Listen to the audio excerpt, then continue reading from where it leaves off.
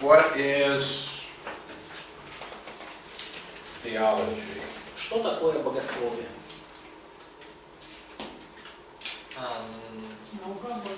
It's studies of God. Study of God. Okay. Do you remember various kinds of theology? А помните ли вы различные подразделы вида богословия? Библейское богословие. Okay. Систематическое. Systematic theology. Систематическое, библейское, историческое. Kinds of areas. Либеральное богословие. Liberal theology. Okay. Кальвинистическое богословие. Calvinistic theology. Reformed theology. Reformed. All right. Now, in systematic theology, we find 9 or 10 different divisions. В систематическом богословии мы находим, есть 9 или 10 подразделов. Some people combine some areas, and so some have maybe 7 or 8, others have 10 or more. Некоторые люди объединяют их между собой, и у кого-то получается там 7 или 8 подразделов, у кого-то наоборот 9, 10 и больше. What we have done is to start out with bibliology. И что мы делаем? Мы начинаем с библиологии. Because that's God's revelation to us in writing. Потому что это Божье откровение, записанное Божье откровение к нам. So usually we start studying bibliology so that we understand the basis for our knowledge. Обычно мы начинаем наше изучение богословия с библиологии, чтобы мы понимали основания наших знаний. Then comes theology proper. И после этого уже идет собственно теология, собственно богословие.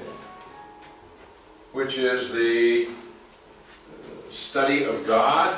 И это уже изучение, исследование Бога как такового. It's what we can know about the existence, the person, and the characteristics of God. Это то, что мы можем узнать о существовании, о личности и характеристиках, атрибутах Бога. We will also investigate the concept of the Trinity. И также мы исследуем концепцию Троицы. And in theology proper, well, we will talk about 3 members of the Godhead. И в собственном богословии, когда мы будем говорить о 3 личностях Троицы, We're going to focus on just the characteristics of God, and so much of this will be talking specifically about the Father. и мы сфокусируемся на характеристиках, атрибутах Бога, и много из этого будет относиться к Богу Отцу. After this, there is the study of Christology, the doctrine of the Son of God. И после этого, после библиологии и собственного богословия идет христология, то есть After исследование that Сына is Божьего. pneumatology, the study of the Holy Spirit. И после этого идет пневматология, исследование Духа Святого. Now, after this study about the Bible and the Godhead, we turn to God's creatures. И после того, как мы исследовали Библию и, собственно, божественное Бога, то мы переходим к божественным творениям. So we then come to angelology. То есть мы начинаем изучать ангелологию. And under this also, frequently we also have Satanology, demonology. И обычно вот в ангелологии мы также как подраздел изучаем сатанологию и демонологию. All right. After angelology, we have man. So we have anthropology. После ангелологии мы изучаем человека, и это уже антропология. And sometimes treated as a separate division, sometimes under anthropology comes hamartiology, which is the doctrine of sin. И иногда это является подразделом антропологии, а иногда уже отдельно хамартиология. Это исследование богословия греха.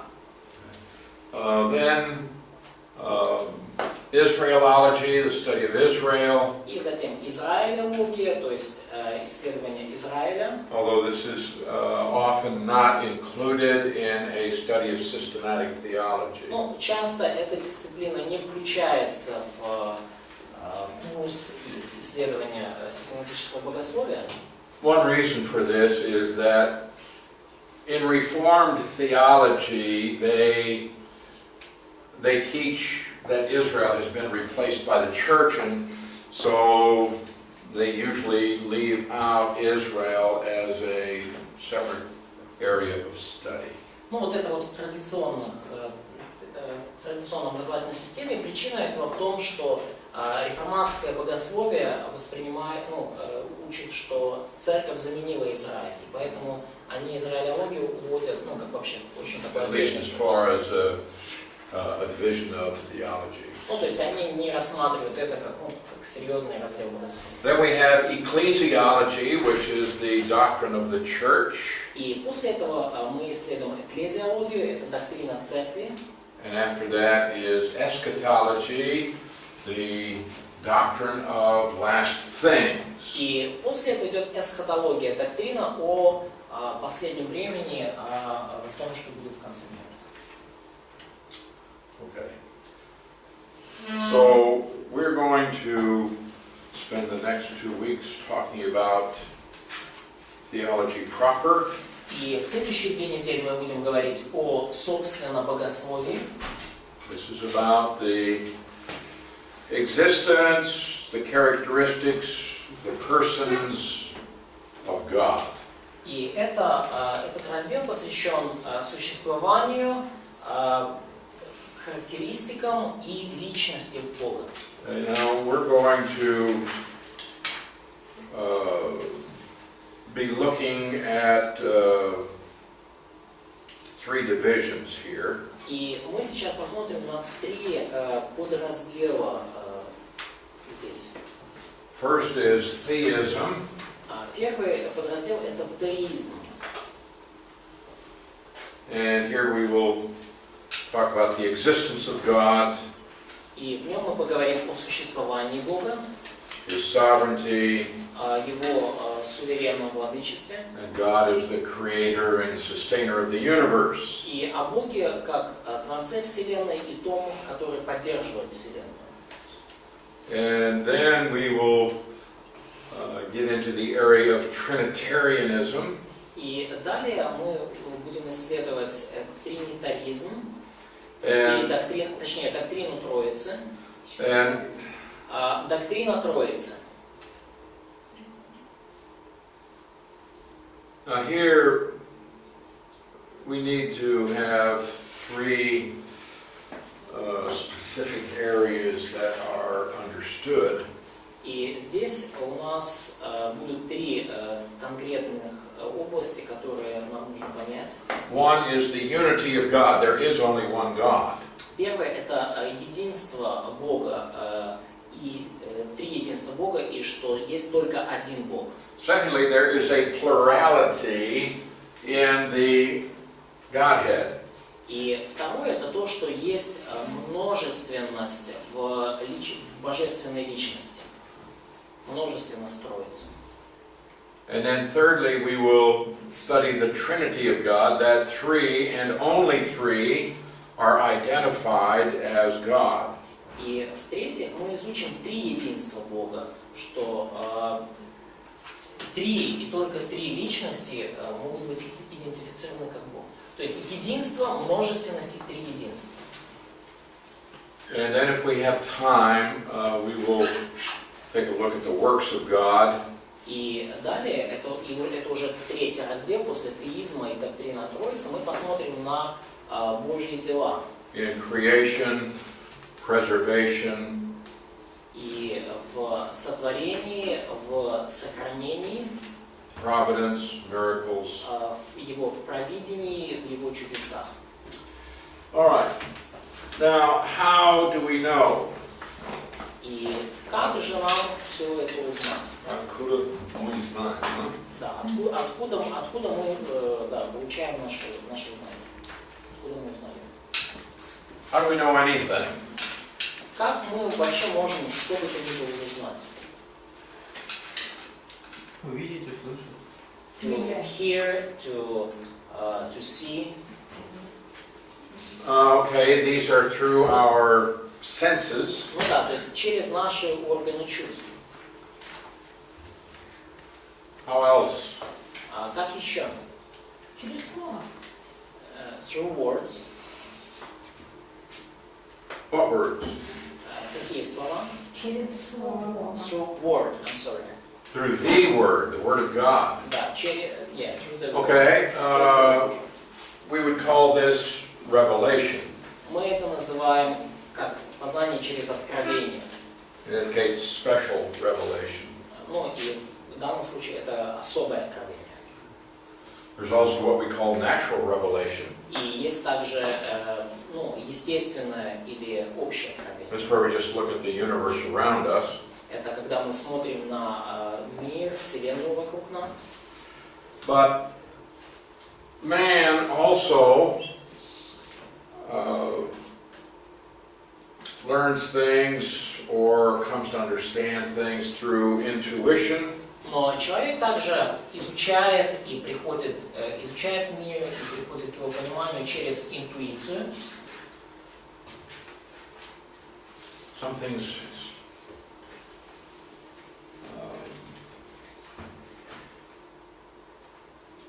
man intuitively has certain ideas about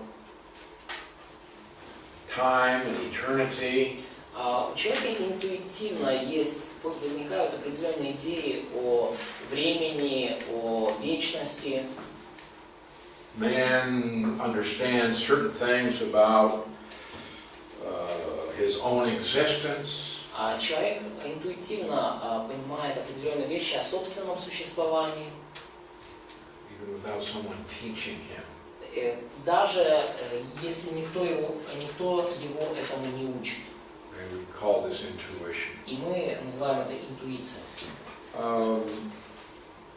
And based on these ideas, then man is able to draw certain conclusions about the existence and the character of God. И основываясь на этих идеях, интуитивно понятых, человек может прийти к определенным заключениям о существовании и характере Бога. Because all men everywhere have a concept of God. Потому что все люди по всему земному шару, у них есть какая-то концепция, какая-то идея Бога. Even apart from special revelation. Даже вне особого откровения, без особого откровения, без Библии.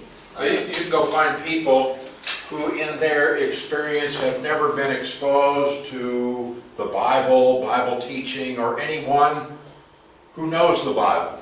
И вы можете встретить людей, у которых не было такого опыта, чтобы чтобы они читали Библию или кто-то им объяснял Библию. They've never heard about the Bible, they've never heard about Jesus. Они, может быть, даже вообще о Библии не слышали и об Иисусе не слышали. Yet these people have a concept of God. Но при этом у этих людей есть какая-то концепция, идея Бога. They know that there is a God. Они знают, что Бог есть. And they know certain things about Him. И они даже какие-то вещи о Нем знают.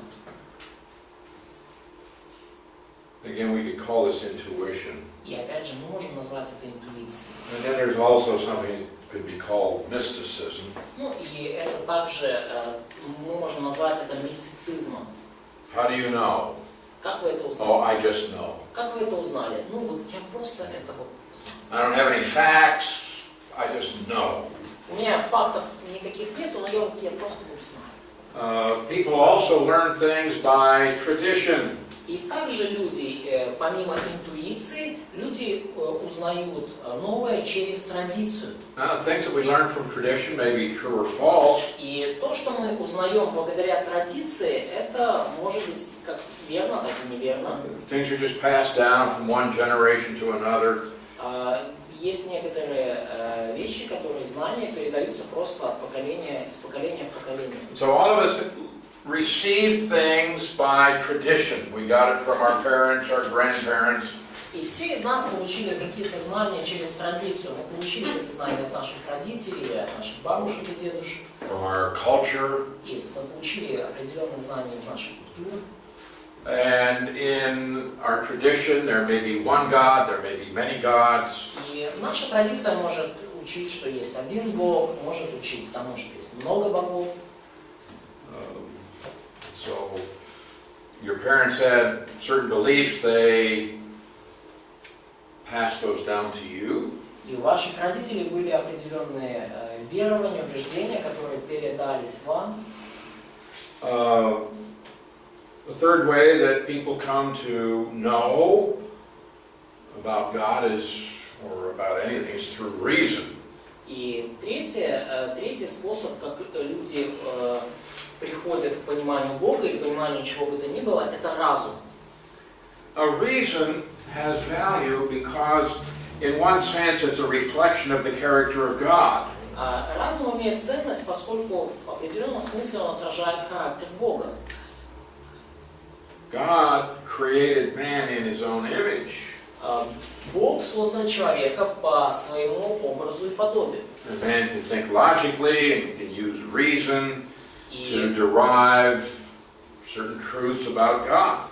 И потому человек может использовать логику, использовать свой ум, чтобы понять определенные истины о Боге. But it's interesting that there are those who try to use reason to prove that God doesn't exist, but the fact that they can use reason by itself is an indication that God does exist. И интересно, что некоторые люди используют свой разум, чтобы доказать, что Бога не существует. Хотя при этом они используют разум, данный Богом, и это показывает, что Бог таки есть. Even things like mathematics, if God doesn't exist, then math doesn't work. Даже в таких науках, как математика, если Бога не существует, то математика не работает. All right. Now, under reason, we can have rationalism. И когда речь идет о познании через разум, то у нас есть несколько видов. Первый – это рационализм. And here we have reason as the basis for establishing religious truth. И здесь подразумевается, что разум является основанием для установления божественной истины, духовной истины. Now, what happens oftentimes is rationalism. То есть духовная истина выводится рациональным, логическим путем. Rationalism often believes that it is superior to intuition and to supernatural revelation. И рационалисты, они часто верят, что они превосходят в своем познании интуитивный способ или тех, кто полагается на божественное откровение, естественное откровение. And often rationalism says that it can discover all truth apart from God. И часто рационализм учит тому, что можно выяснить любую истину даже без помощи Бога, без Бога. Through the function of my own mind, I can come to understand everything in the universe. Через работу своего сознания, через своего заключения я могу понять все, что происходит во Вселенной. But sometimes rationalism is used to try to prove the existence of God, and there we get the naturalistic arguments. Но часто разум используется, например, для того, чтобы обосновать существование Бога. И вот тогда мы это называем как естественное свидетельство. But Rationalism can never bring a person into a relationship with God. Но рационализм никогда не может помочь человеку вступить во взаимоотношения с Богом. Then we have empiricism. И второй способ исследования через разум – это эмпиризм. Empiricism is the scientific method. Эмпиризм – это научный метод. And it says I can come to understand all things by experimentation. И эмпиризм говорит, что я могу прийти к пониманию любого предмета через опыт, через эксперимент. By experience, I can come to understand everything. Через свой опыт я могу прийти к пониманию любого предмета. And by observing order and consistency in the universe, man can make certain deductions about the existence and character of God. И наблюдая тот порядок и ту гармонию, которая существует в сотворенном мире, человек может прийти к пониманию существования Бога и некоторых его атрибутов, характеристик. So sometimes rationalism and empiricism are used by man to try to prove the existence of God. И часто так бывает, что рационализм, то есть, скажем так, разумные логические аргументы, или эмпиризм, то есть наблюдение из опыта, используются людьми для того, чтобы обосновать существование Бога. The fourth way that we come to understand things is through revelation. И четвертый способ, через который мы можем понять Бога, то есть это помимо интуиции, традиции и разума, это откровение. Now this is revelation from God to man. И это откровение от Бога к человеку. Not based on tradition or intuition or reason. Не основанное на традиции, интуиции либо разуме. But it's what God has chosen to reveal. Но это то, что Бог решил открыть About himself. о самом себе. Okay, so we mentioned there is natural revelation. И мы здесь упомянем общее откровение или естественное откровение. And this is what God has chosen to reveal to us through the universe. И это то, что Бог решил открыть нам через сотворенную Вселенную. Or what God reveals about himself through the conscience. Или то, что Бог открывает о себе через нашу совесть.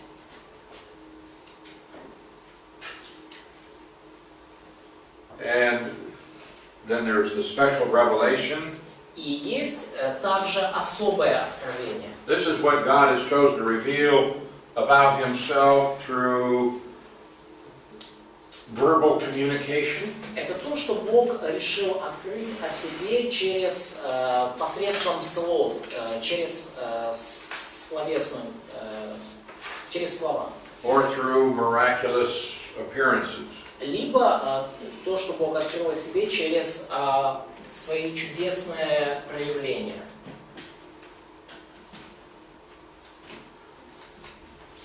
Чудеса, этим словом. Okay. So now, under theism, we want to begin to look at the existence of God and the various arguments that are presented. И вот мы сейчас начинаем с теизма, и здесь мы рассмотрим существование Бога и те аргументы, которые существуют в доказательство существования Бога. То есть мы сейчас вот то, что мы изучали, мы начинаем распаковывать. Now we're going to see various categories of arguments for the existence of God. И мы рассмотрим различные категории, различные типы аргументов в пользу существования Бога. Okay, there will be naturalistic arguments. Будут естественные аргументы или натуралистические. Cosmological arguments. Космологические аргументы. Teleological argument. Космологический аргумент, телеологический аргумент. Anthropological arguments антропологический аргумент, and ontological. ну или больше назвать моральным, и онтологический аргумент. Okay, first of all, under natural arguments, Вот это 4 натуральных, точнее натуралистических аргумента. two types. Под ними напишите 2 типа. The first is натуралистических аргументов. inductive. Первый это индуктивные. This is derived by reasoning from the observed facts. То есть они происходят из логических заключений, то есть они происходят из тех фактов, которые мы наблюдаем, и на основании них мы делаем умозаключения. This is where we go from the effect to the cause. То есть мы, получается, от следствия, от факта приходим к причине.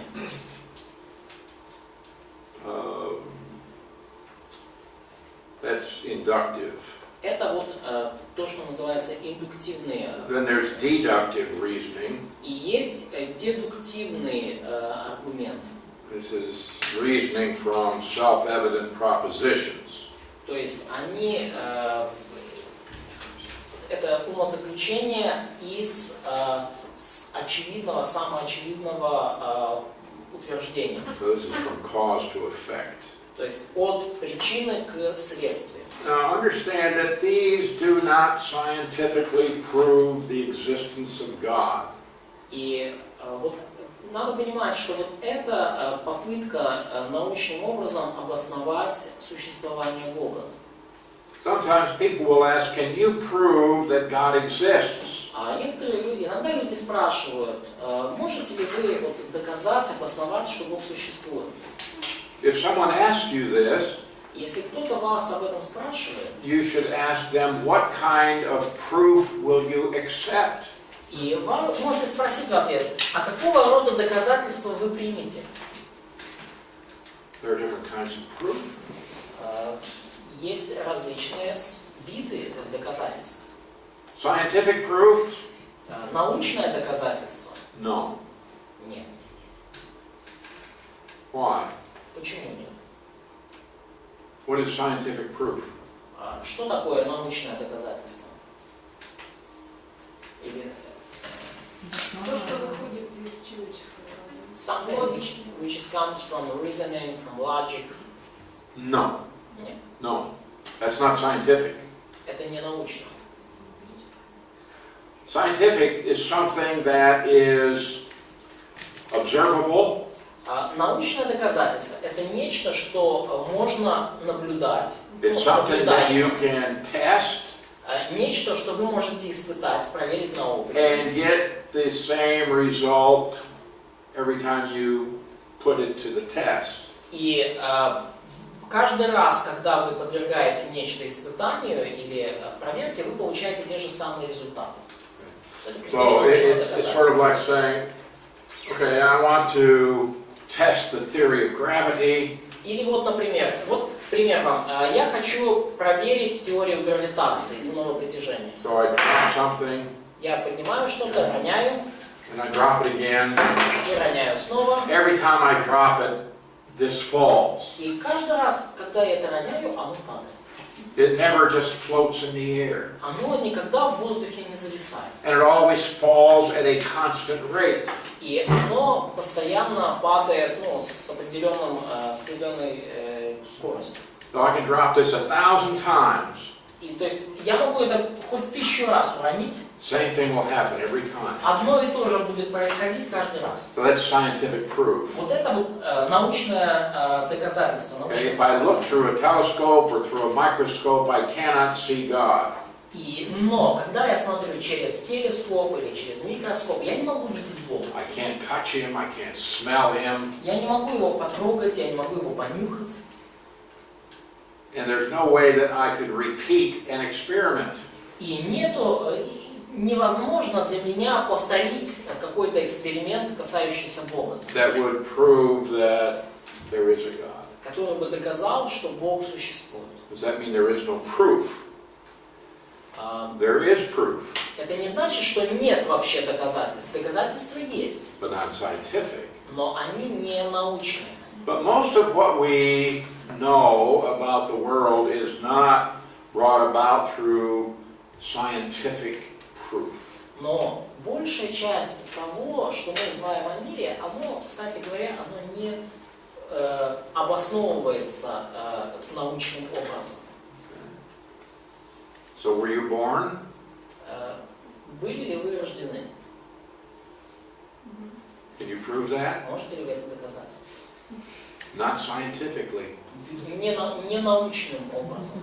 You cannot prove that scientifically. Вы не можете доказать свое рождение научным способом. Maybe you were hatched from an egg. Может быть, вы произошли из яйца, вылупились. Maybe you were created directly by God. Может быть, вас Бог непосредственно вот слепил. Maybe you are a clone. Может быть, вас клонировали. See, scientifically, you cannot prove that you were born. То есть, научным образом вы не можете доказать, что вы родились. But there are other kinds of proof. Но есть другие способы доказательств. For example, there's historic proof. Ну, например, есть историческое доказательство. I have a birth certificate.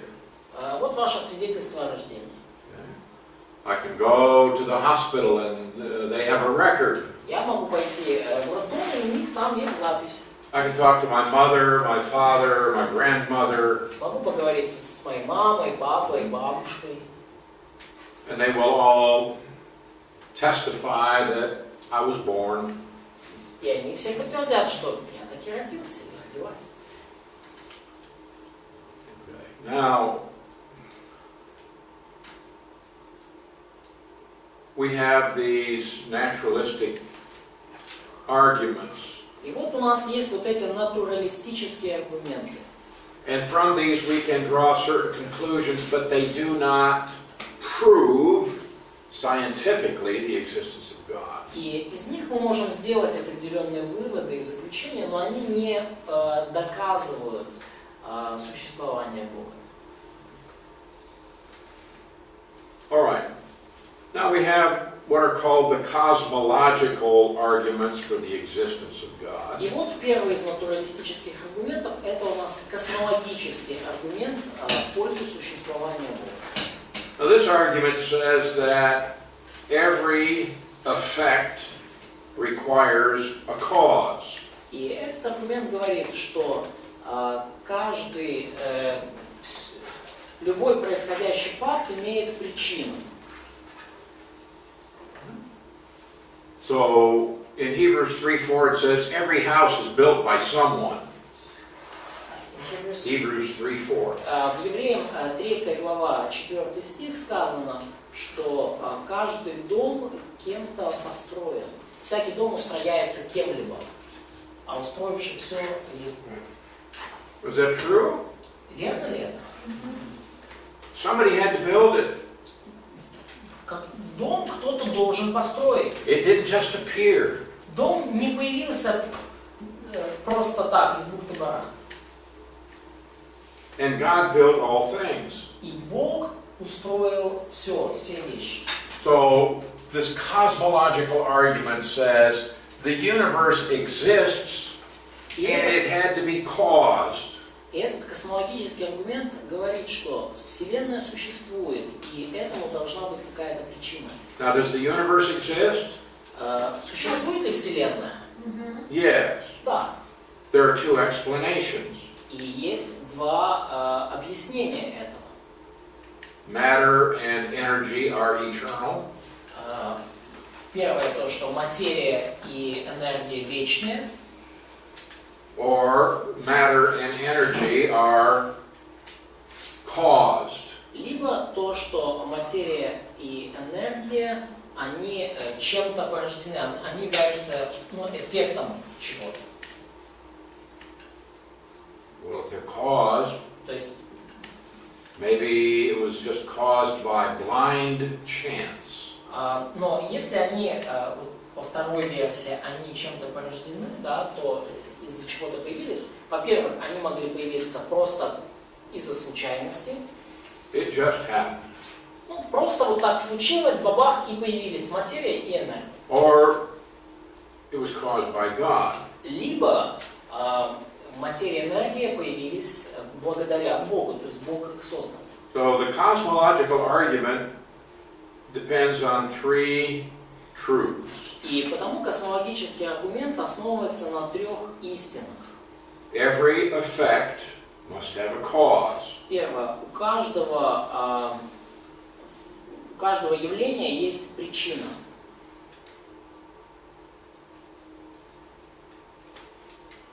Secondly, that effect is dependent on the cause for its existence. И второе, это то, что это явление зависит, то есть явление зависит от причины его породившей. То есть явление это связано с породившей его причиной. Первое, у каждого явления есть причина, второе... Что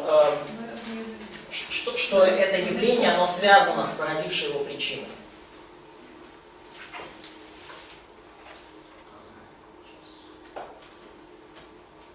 Оно зависит от причины, породившей его. If you look up that I'm looking at Russian. okay. Ну, то есть каждое, вот можно так, каждое следствие имеет причину, и следствие зависит от причины. So every effect must have a cause, Каждое следствие должно иметь причину, and that effect is dependent on the cause for its existence. и следствие зависит от причины. Thirdly, that which exists cannot produce itself from nothing. И третье, то, что природа не может создавать себя из ничего. Природа не может создавать себя из ничего. There's a very famous Latin expression, И есть очень известное латинское выражение.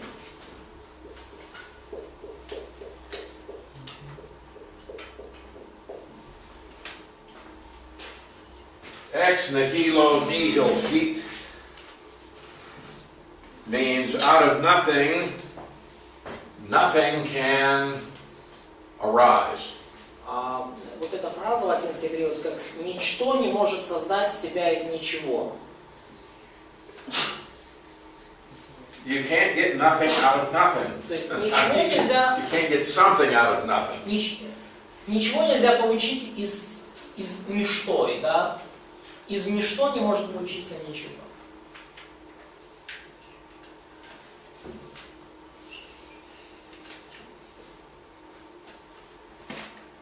Therefore, if something exists, И потому, если что-либо существует, it must have been caused. то должна быть причина для этого. But whatever caused it Но чтобы не было причиной, must be eternal. то эта причина должна быть вечной. Right? Otherwise, whatever caused it had to come into existence out of nothing. Потому что если эта причина не будет вечной, то то, что следствие, которое произошло, получается, что оно произошло из ничего. You understand the reasoning here? Понимаете здесь логику? There are only two possibilities. Да, есть только две возможности. One, the universe is eternal. Первое, что Вселенная вечна. So, if you have the Big Bang, Если вы, например, верите в теорию Большого Взрыва, what went bang? что взорвалось? There had to be something that went bang. Ну, что-то должно существовать, чтобы оно могло взорваться. And what were the physical laws that caused the bang? И какими были физические законы, которые стали причиной такого взрыва? So, there are those that say, here's the universe И вот есть люди, которые говорят, вот это Вселенная, that contains all matter and all energy, and they are eternal. Есть Вселенная, которая содержит всю материю, всю энергию, и вот они вечные. Материя и энергия вечны. They always exist. That's one explanation. Они всегда существовали, и вот это одно из объяснений. Or Или the universe was caused.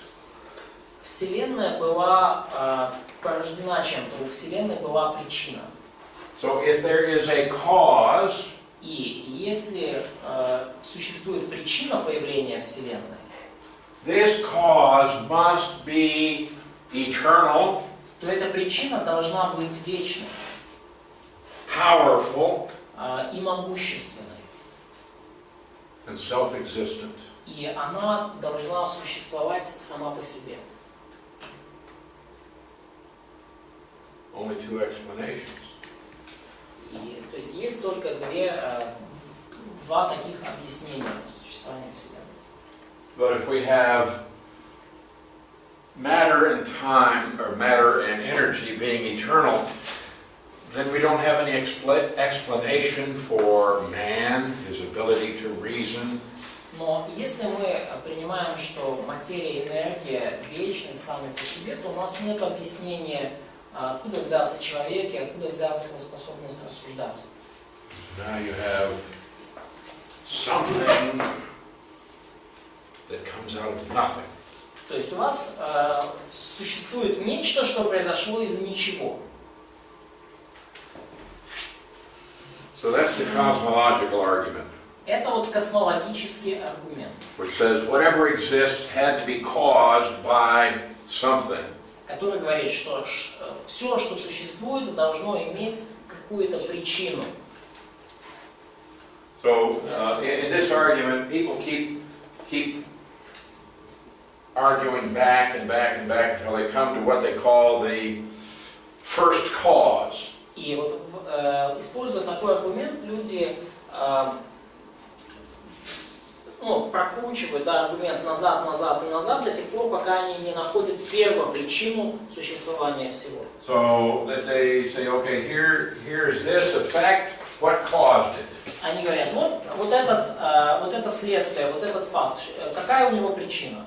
Okay, well we have this effect. What caused that? Хорошо, его причиной является вот этот факт, да? А что является причиной того факта? Until they come to the cause that was uncaused. И до тех пор, пока они не приходят к какой-то причине, у которой не было причины, первопричины. Or someone once called it the unmoved mover. Нечто, что было названо недвижимым двигателем. Недвижимым движителем. So the only adequate cause of the existence of the universe is God. И единственная здравая причина для существования Вселенной — это существование Бога. So the cosmos cannot be self-caused. То есть космос, Вселенная не могут быть причиной самих себя. It really can't be uncaused because then it would have to be eternal. И они не могут не иметь причины вообще, потому что тогда они не могут быть вечными. So the universe must have been caused by something. И у Вселенной должна быть какая-то причина, она должна произойти из-за чего-то. And that cause must be powerful И эта первая причина должна быть могущественной and eternal. и вечной. Okay. All right, next we have the teleological argument. И далее у нас есть телеологический аргумент. And this argues for the existence of God based on rational purpose. И этот аргумент доказывает существование Бога, исходя из того, что доктрина рационального использования или рациональной цели. Any design points to a designer. То есть любой замысел, любой дизайн, он указывает на создателя. The universe shows design. То есть Вселенная показывает определенный, что есть определенный разумный замысел в ней. And we can always find when there is a design. И мы всегда можем обнаружить вот в ней, что есть определенный дизайн, что она сотворена разумным образом и с замыслом. Можно вопрос, как правильно, теологический или Телеологический. Телео – цель и логос – сознание. Yeah, it comes from the Greek word teleos, И вот происходит английское слово телеос. where it's talking about the purpose, the design. И слово это обозначает цель или замысел. If you are walking along the beach Если бы вы ходили вдоль пляжа, and you have sand, и у вас под ногами песок, and suddenly you see there a bucket, и неожиданно вы видите ведро, you will say, someone was here. и вы говорите, кто-то здесь был. You will look at that bucket and say, this didn't just happen. И вы смотрите на это ведро и говорите, This is оно не different просто from так. the sand. Это ведро, оно отличается от песка. You walk through the forest, Вы идете через лес, and then you see these trees that are in a perfect row.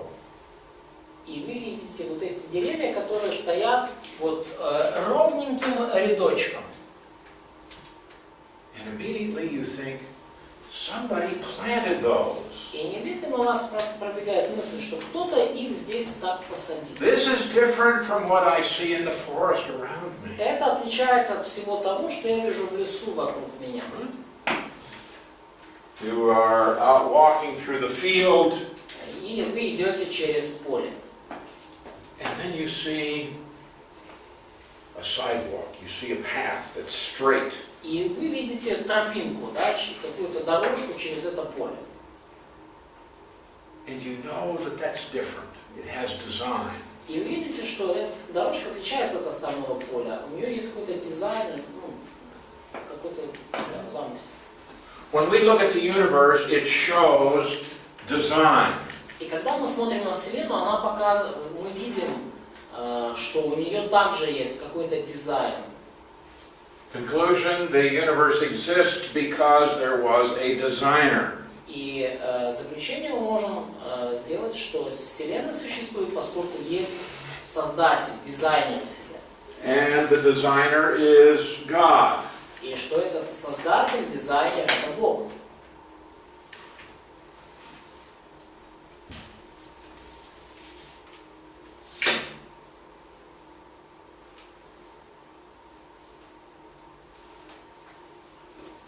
Therefore, if there is a designer, the designer must be intelligent. И потому, если есть создатель, дизайнер, то этот дизайнер должен быть весьма, он должен быть разумен, мыслить, он должен быть разумным и мыслящим. So if you look at a watch, И если вы посмотрите, например, на часы, do you think this is just something that came into existence by chance? как вы думаете, часы это вот нечто, что начало существовать просто, случайно взяли и появились часы? I mean, this is made up mostly of metal and a little bit of glass.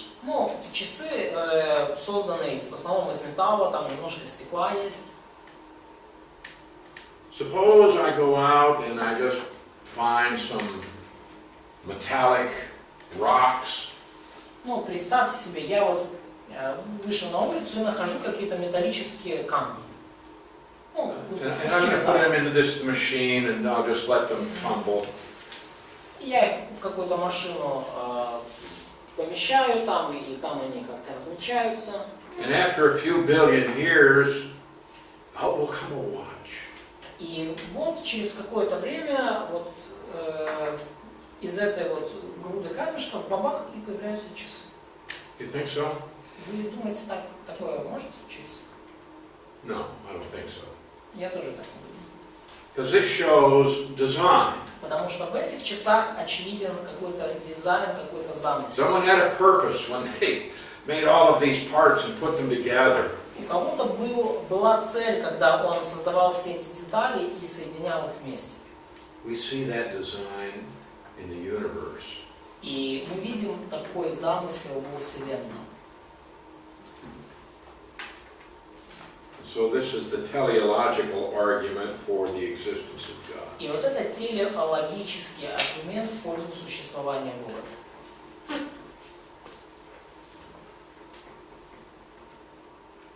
Next we have the anthropological argument for the existence of И God. следующий аргумент в пользу существования Бога – это антропологический аргумент.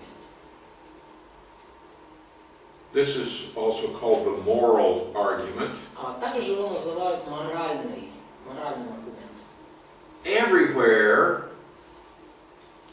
everyone has a sense of right and wrong.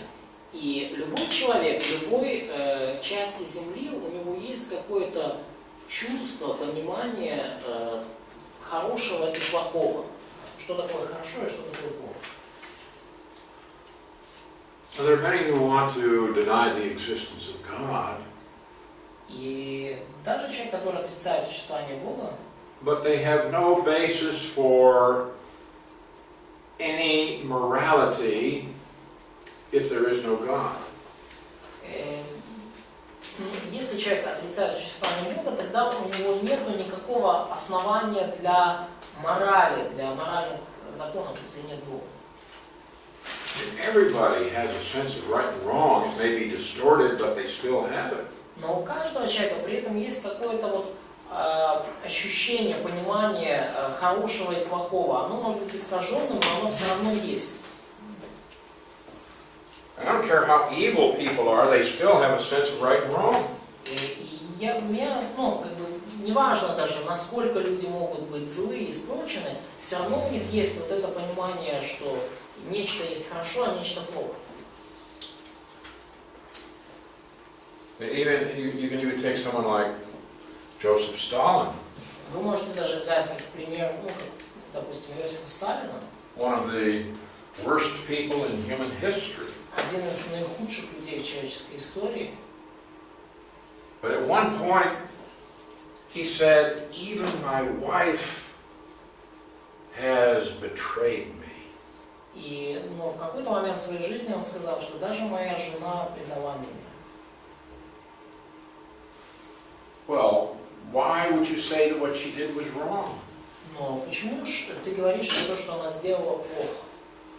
By what standard are you going to determine right and wrong? По какому стандарту ты определяешь, что хорошо, а что плохо? You can even take a thief, Вы and можете, he thinks it's wrong if you steal from him. и вы можете даже взять в пример какого-нибудь вора, и этот вор считает, что это плохо, если вы крадете у него. What if he said, well, I think that we should just go and kill all the babies. Ну, или, например, кто-нибудь скажет, я думаю, нам надо пойти и убить всех детей. So even the atheist would say, oh, no, that would be wrong. Всех младенцев. И даже атеист нам скажет, нет, тут что-то плохо. Why is it wrong? Ну почему это плохо, почему это неправильно? You have to have a standard. У вас должен быть какой-то стандарт. And if you don't have a God, then any standard that you have is really arbitrary and just your idea of what you prefer.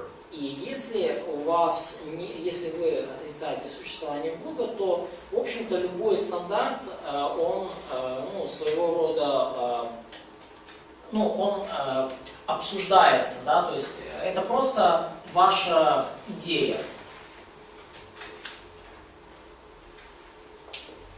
So the anthropological argument says that because you have a sense of morality, there must be an absolute standard, which would be God. И антропологический аргумент говорит, что поскольку у нас есть чувство морального, чувство понимания добра и зла, то должен быть какой-то стандарт. И этот стандарт — это Бог, и происходит как Бог. Then we have the ontological argument. И четвертый аргумент — это онтологический аргумент. Ontos, it's a word that means existence. И онтос — это слово, которое обозначает существование чего-то. Now, man everywhere has this concept of God. И люди везде, по всему миру, у них есть какая-то концепция, какое-то представление о Боге. And this God would be a perfect being. И этот Бог в их представлении является совершенным существом. This argument says that the idea of a perfect being couldn't exist unless such a being exists. И этот аргумент говорит, что сама идея такого совершенного существа не могла бы появиться, если бы этого существа не было. То есть тот факт, что у людей у всех есть представление о Боге, говорит о том, что это такое совершенное существо, оно действительно есть. Now, there are biblical arguments. И есть библейские также аргументы, помимо натуралистических. The Bible does not prove the existence of God. Библия не доказывает существование Бога. It assumes the existence of God. Она подразумевает существование. And it teaches the existence of И God. она учит тому, что Бог существует. Does it prove that God exists? And the answer is no. И есть ли в Библии доказательства существования Бога? Нет.